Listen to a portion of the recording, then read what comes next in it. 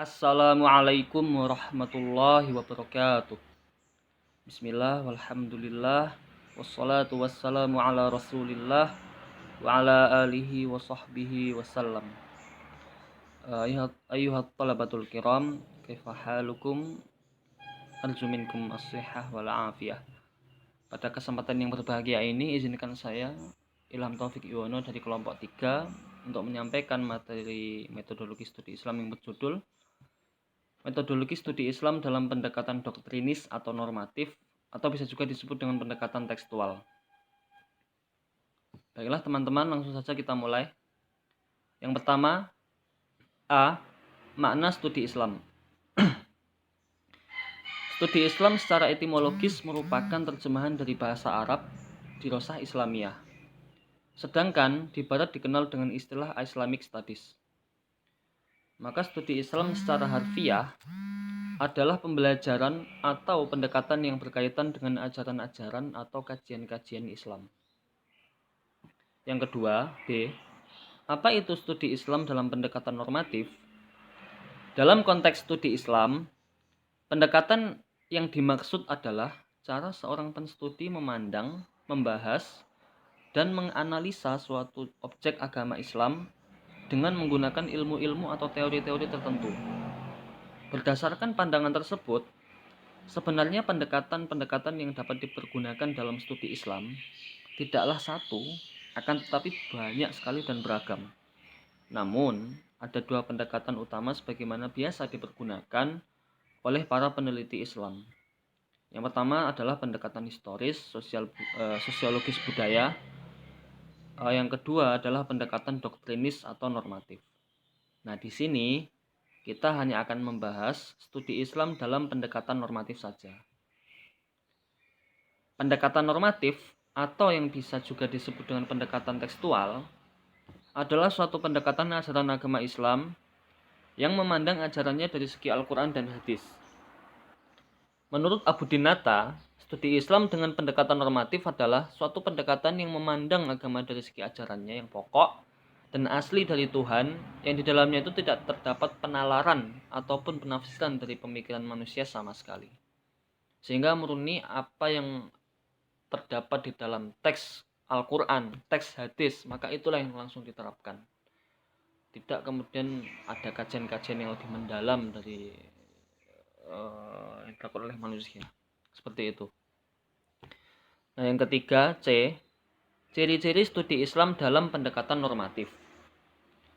Bila berbicara tentang ajaran agama, tentunya tidak akan dapat dipisahkan dengan masalah teologi atau ilmu ketuhanan. Sebab suatu ajaran agama hanya dapat diyakini dan diimplementasikan dengan penuh ketulusan atau kepasrahan jika seseorang telah benar-benar percaya terhadap Tuhan yang mewahyukan ajaran agama itu sendiri. Ajaran suatu agama tampil prima dengan segala kebenaran dan nilai-nilai luhurnya yang mutlak pada dirinya. Oleh karenanya, agama mempunyai sifat mengikat pada para pemeluknya.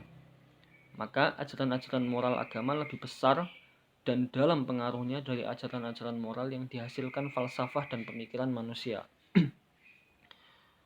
Ajaran-ajaran yang berasal dari Tuhan pencipta alam semesta mempunyai sifat maha suci dan absolut yang tidak dapat ditolak oleh manusia. Perintah manusia masih bisa dilawan, akan tetapi perintah Tuhan tidak dapat ditentang, bagaimanapun cerdasnya manusia tersebut. Nah, paham inilah yang membuat norma-norma akhlak yang diajarkan agama mempunyai pengaruh besar dalam membina manusia yang berakhlak mulia dan berbudi pekerti luhur. Nah, di sini saya akan menyebutkan macam-macam studi Islam dalam pendekatan normatif. Di sini ada 5 macam pendekatan normatif yang saya dapatkan dari sumber di buku. Jikalau ada yang belum tercantum di sini dan saya belum tahu, sedangkan teman-teman ada yang lebih tahu dari saya, bisa nanti untuk menambahkan di akhir sesi untuk menyanggah saya dan menambahkan materi yang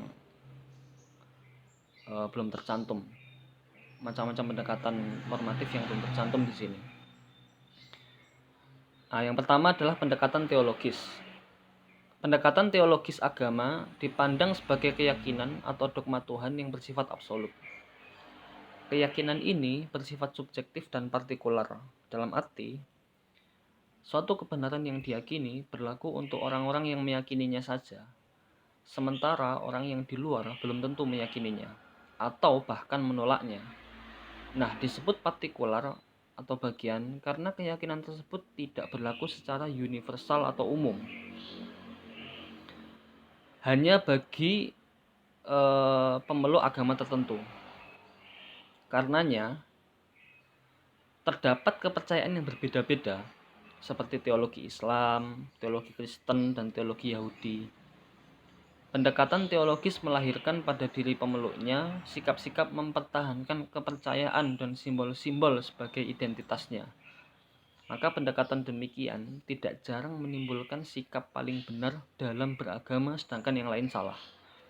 Namun, sudah seperti itulah keyakinan. Nah, di sini saya mau sedikit menambahkan sebatas pengetahuan yang saya ketahui, menggarisbawahi kalimat yaitu tidak jarang, maka pendekatan demikian tidak jarang menimbulkan sikap paling benar dalam beragama sedangkan yang lain salah. Nah, akan tetapi sudah seperti itulah keyakinan yang wajib dimiliki oleh setiap muslim. Akidah yang lurus, di mana Allah berfirman dalam surah Al-Kafirun ayat 6, lakum dinukum waliyadin, yang artinya bagimu agamamu, bagimu agamaku. Akan sangat berbahaya sekali jika seorang muslim meyakini berdasarkan pernyataan tersebut, pernyataan tadi bahwa misalnya dikatakan pada dia, kamu sebagai seorang muslim jangan merasa paling benar agamamu, tapi yang lain salah. Berarti pernyataan seperti ini menggiring seseorang bahwa ada agama yang benar, ada jalan yang benar selain Islam. Nah, ini sangat berbahaya sekali bagi akidah seorang muslim. Karena ketika seorang muslim menganggap bahwa ada agama lain yang tidak benar selain Islam, lalu semua agama sama, semuanya bisa masuk surga tapi dengan cara yang berbeda-beda, bisa masuk surga, yang penting berbuat baik, yang penting baik. Nah, ini jelas bukan akidah Islam, tapi akidah yang menyesatkan, yang bahkan bisa mengeluarkan seorang muslim dari bangunan Islamnya, yang mana akhirnya rusaklah rumah Islamnya dan kafirlah dia. Karena Allah pun telah berfirman juga di dalam surah Ali Imran ayat 85, wa may yabtaghi ghairal islami dinan falan yuqbala minhu wa huwa fil akhirati minal khasirin. Yang artinya kurang lebih, barang siapa yang mencari agama selain Islam, maka tidak akan diterima dan dia termasuk orang-orang yang merugi di akhirat. Kemudian Allah juga berfirman di surah Al-Bayyinah ayat 6 dan juga di sabda Nabi yang diriwayatkan oleh Imam Muslim, sahih hadis ini, yang menyatakan bahwa orang-orang ahlul kitab dari kalangan Yahudi dan Nasrani serta kaum musyrikin akan kekal masuk neraka jika mereka meninggal dalam keyakinan tersebut. Nah, inilah akidah Islam yang wajib diyakini oleh setiap muslim. Nah, kemudian yang kedua, ada pendekatan filosofis. Menurut definisi yang umum, berfilsafat adalah berpikir secara mendalam, sistematis, radikal, dan universal untuk mencari kebenaran yang hakiki mengenai segala sesuatu yang ada dan yang mungkin ada. Agama yang dapat didekati secara filosofis dapat berupa ajaran-ajarannya yang terdapat dalam kitab suci maupun realitasnya. Misalnya, melalui berpikir filosofis, seorang penstudi dapat mempertanyakan ajaran Islam tentang puasa untuk mengetahui hakikat dan hikmahnya. Juga mempertanyakan sebab-sebab umat Islam mengalami kemunduran di bidang sains dari banyak segi.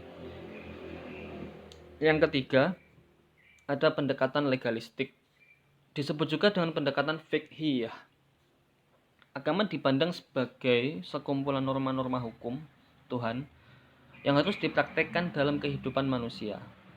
Sebagai contoh, Pendekatan ini dipergunakan untuk menjelaskan status hukum menyuap, berzina, dan lain-lain.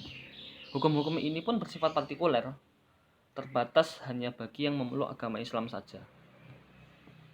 Nah, yang keempat ada pendekatan mistik. Berbeda dengan fikih yang memandang agama dari dimensi luar atau hukumnya saja, mistik dalam Islam atau tasawuf memandang agama dari dimensi batin, yakni ajaran-ajaran spiritual atau praktek keagamaan yang dihayati secara spiritual guna mendekatkan diri, yakni maksudnya ajaran-ajaran spiritual atau praktek keagamaan yang dihayati secara spiritual guna mendekatkan diri kepada Tuhan sedekat-dekatnya. Pendekatan praktis tasawuf biasanya dengan mempertajam jiwa atau mata hati melalui latihan spiritual. Akan tetapi, tetap harus berhati-hati dalam prakteknya karena bisa saja terjadi pelanggaran-pelanggaran syariat di dalamnya. Yang terakhir, yang kelima, ada pendekatan hermeneutika. Pada dasarnya, pendekatan hermeneutika adalah cara memahami pesan-pesan teks suci untuk mengetahui makna-makna pesan yang sebenarnya dan bagaimana hubungannya dengan konteks di mana konteks tersebut kemudian dipahami oleh manusia. Jika teks suci adalah firman Tuhan, maka bagaimana firman yang masih dalam bahasa ketuhanan itu dapat dimengerti secara tepat dan lebih operasional oleh manusia hari ini. Yang terakhir, penutup, studi Islam dengan pendekatan normatif sudah seharusnya menjadikan tiap penstudinya semakin meningkat keimanan dan ketakwaannya pada Sang Khalik karena ilmu yang telah ia serap dan dapatkan. Bukankah keberadaan ilmu itu juga untuk diamalkan? Tak lupa juga agar senantiasa memfilter dengan baik dan sangat jeli pada setiap materi yang dibaca, dipahami, sebelum kemudian diamalkan dan materi tersebut disampaikan kepada orang lain. Yumkin hadza minni, syukran ala ihtimamikum. Tafaddal bis su'al in kana su'al atau in kana lam tafhamu أو هناك يمكن مشكلة أو زيادة تفضلوا والسلام عليكم ورحمة الله وبركاته.